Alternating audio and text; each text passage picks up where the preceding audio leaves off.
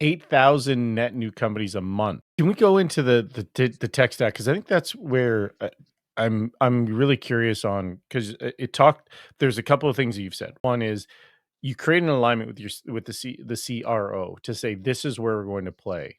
So what it makes me think is you had complete alignment on the targeting and where you're going. So you had some sort of system there. Now that you're going to market, now that you're going to pull them, how did you look at defining who you're going to target from a go to market perspective of company size? And on the back end of that is how did you determine your tech stack that you wanted to use?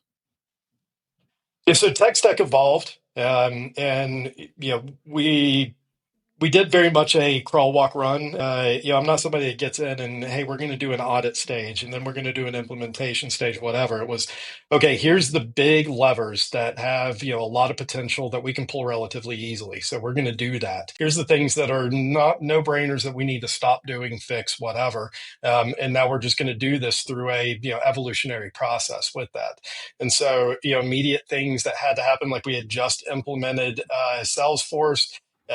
We had no marketing automation platform. I had inherited the website from some of the product devs. So like I had all kinds of tech stack, build out that I had to do. And, out of necessity, I've been a admin of, most of my go-to-market tech stack for my entire career. So I was hands on there, getting hands dirty in the weeds with my team on, actually architecting what all of this would look like and how it would all work. And we got, initial demand gen stuff going that, was the table stakes thing. So we had to get content created. We had to start distributing it. We had to start building email lists. We had to start doing things like webinars.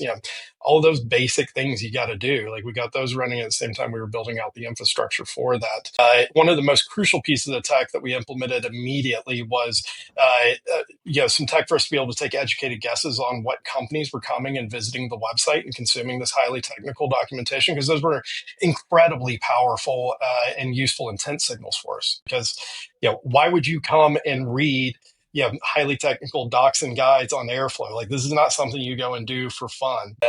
So you're coming and you're doing this because you have a need, because you're actually either using it or trying to investigate how do you solve for a problem. And so that was where it was critical for us. We wound up adding 2 additional layers of that type of tech. I fully expected the first time I added a second one that it was going to be so much overlap, it wasn't going to be worth the hit to the site performance.